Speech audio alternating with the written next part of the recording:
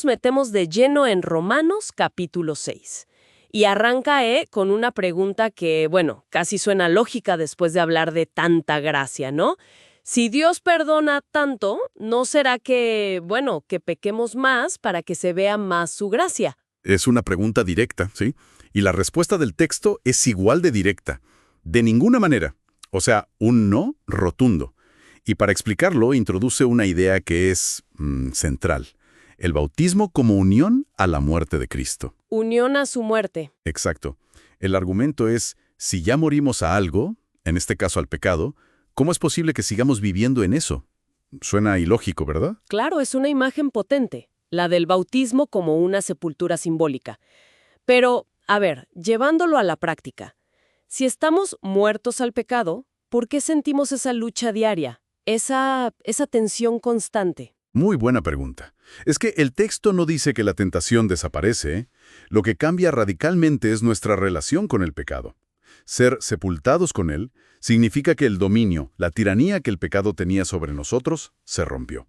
Ah, o sea, no es que no tiente, sino que ya no manda igual. Exacto. Y así como Cristo resucitó, bueno, pues nosotros también podemos y debemos andar en vida nueva. Esa unión con su muerte no es solo un recuerdo. Es la garantía de que también estamos unidos a su resurrección, a su poder.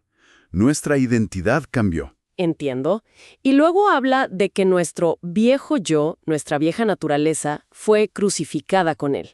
Pero justo después nos dice, no reine, pues, el pecado en vuestro cuerpo mortal. Ahí me pierdo un poco. Si ya fue crucificado, ¿por qué sigue siendo una amenaza tan real que hay que destronar activamente? Es que ahí está la clave. La crucifixión del viejo yo anula el cuerpo de pecado. Es decir, rompe la esclavitud, el dominio del pecado. Ya no estamos obligados a obedecerle como antes. Ok. Liberados de la obligación. Eso es. El texto dice, el que ha muerto ha sido justificado del pecado, liberado de su poder para condenar y controlar. Pero claro, la opción de elegir pecar sigue ahí. Por eso la exhortación es doble. Primero, considérense muertos al pecado y vivos para Dios. Créanlo, asúmanlo. Y segundo, actúen en consecuencia. Actuar en consecuencia. ¿Cómo? Menciona eso de no ofrecer nuestros miembros como instrumentos de iniquidad. Correcto. Es un llamado a una decisión consciente, diaria podríamos decir. En lugar de poner nuestro cuerpo, nuestra mente, nuestras palabras al servicio de lo que está mal, esos serían los instrumentos de iniquidad, pues, debemos ofrecernos nosotros mismos a Dios como gente que ha vuelto de la muerte. Como resucitados. Exacto.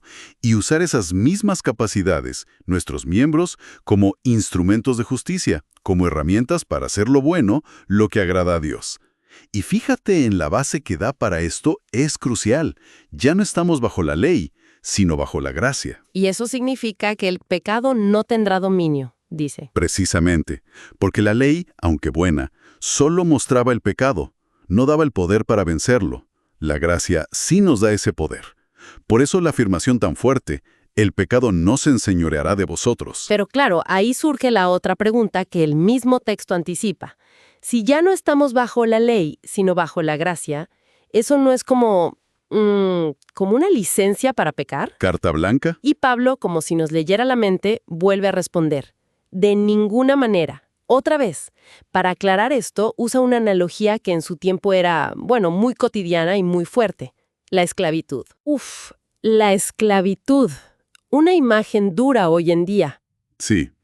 Y él mismo reconoce que usa una figura humana por nuestra limitación para entender. Pero el punto es este. Siempre somos siervos de algo o alguien. Si te ofreces a obedecer a alguien, te conviertes en su esclavo. La elección es radical. ¿Esclavos de quién, entonces? Esa es la pregunta. O eres esclavo del pecado, y el resultado final es la muerte, o eres esclavo de la obediencia a Dios, y eso te lleva a la justicia, a vivir rectamente. Una elección determinante. Totalmente. Y da gracias porque sus lectores, que antes eran esclavos del pecado, ahora han obedecido de corazón la enseñanza que recibieron. Y al ser liberados del pecado, se han vuelto siervos de la justicia. Siervos de la justicia. ¿Y eso qué implica en la práctica? Pues así como antes ponían toda su energía, sus miembros, al servicio de la impureza y la maldad creciente. Ahora deben poner esa misma energía al servicio de la justicia para santificación. Santificación. ¿Qué es exactamente en este contexto? Es ese proceso de ser apartados para Dios, de ir creciendo en un carácter y una conducta que reflejen quién es Él. Es el fruto lógico de ser siervos de Dios. Pablo contrasta los resultados, ¿no? Sí, lo deja muy claro. Antes, dice, los frutos eran cosas de las que ahora se avergüenzan, y su fin es la muerte. Pero ahora, al ser siervos de Dios, el fruto es la santificación. Y el destino final, la vida eterna. El contraste es abismal. Muerte versus vida eterna. Y todo esto lo resume en esa frase final del capítulo, que es, famosísima y superpotente. Porque la paga del pecado es muerte, mas la dádiva de Dios es vida eterna en Cristo Jesús Señor nuestro. ¡Boom! Resume toda la argumentación. Entonces, esta exploración de Romanos 6 nos deja con esta idea central.